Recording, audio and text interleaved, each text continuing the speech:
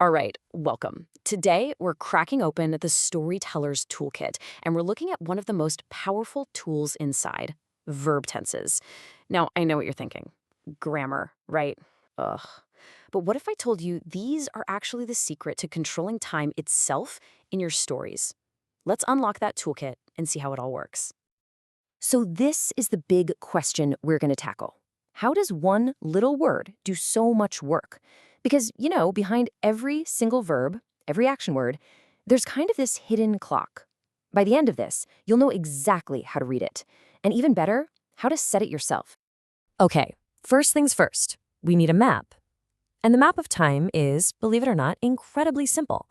It's really just got three main territories. This might seem super basic, but trust me, this is the foundation for absolutely everything else. Every single action, whether it already happened, is happening right now, or is going to happen later, it all fits into one of these three zones. This is ground zero. So, we can say something like, many called me yesterday. That's the past. It's done. Many calls me now. That's the present. And many will call me tomorrow. Well, that's the future. Simple enough, right? But this is just the first layer of the cake. Because you see, knowing when something happens is really just the beginning. The real magic, the real art is in describing how it happens. This is where we get to add all the color and the detail to our story. And that right there is our key word for this section, aspect. Think of it like the different camera lenses you can use to film an action. Are you seeing the whole thing from start to finish? Or are you zoomed way in, right in the middle of it all? And we've basically got 4 of these lenses in our kit. The simple lens is kind of like a wide shot. It just shows you a complete event. Boom, done. The continuous lens zooms right in, showing an action while it's in progress, which makes it feel super immediate. The perfect lens is really cool. It shows an action that's finished, but it keeps it connected to another point in time.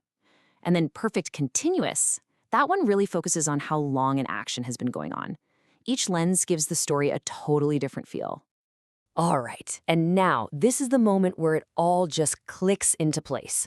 We've got our 2 main pieces of the puzzle. We have the time and we have the aspect. So let's put them together.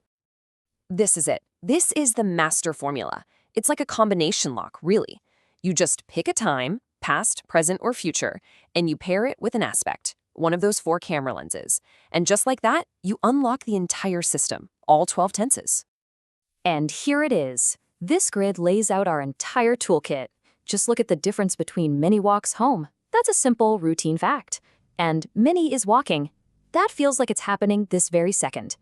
Or check out how Minnie had walked, places that action firmly before something else happened in the past. Every single box here gives us a super precise tool for a very specific storytelling job. Okay, so we've got the blueprint, we see the whole system, but how do we actually build these sentences? Well, you can't just mash words together. You need the nuts and bolts that hold the whole structure in place. And that's where these come in. Auxiliary verbs. Or let's just call them what they are, helping verbs. Their name pretty much says it all. They help the main verb make sense. Without them, a sentence like, Minnie walking, just falls flat, right? It needs a helper to work. And here are the big 3, the MVPs. The verb to be is absolutely crucial for all those continuous tenses, like Minnie is walking. To have is basically the engine that powers the perfect tenses, like Minnie has walked. And to do, well, that one helps us ask questions and say no. They're the essential crew working behind the scenes. But hang on, there's a special category of helpers called modal verbs. And these are fascinating because they don't just help with time. They add this whole other layer of mood and certainty. They tell us how likely it is that something is going to happen. Just think about this for a second. Minnie will call sounds like a sure thing. It's a promise, it's going to happen.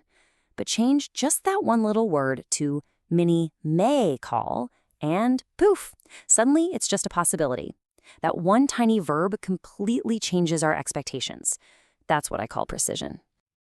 Okay, so let's bring this all home. Why does any of this actually matter in the real world? Well, it's all about the subtle but incredibly powerful messages you're sending with every word you choose. Let's start with this sentence right here. Minnie walked home. Simple, past. It's a fact. It happened. It's over. All we learn is that at some point in the past, this action was completed. That's it. Now watch this. All we're doing is adding one tiny word, one of our little helper verbs. But what does that do to the meaning of the story? Suddenly, it's not just a simple fact about the past anymore. That word it acts like a bridge, connecting that past action directly to this present moment. Minnie has walked home implies she is home right now. The past event has a present result. See, that's the real power of your toolkit. By choosing a tense, you're not just saying when something happened, you're telling your audience why it should matter to them right here, right now.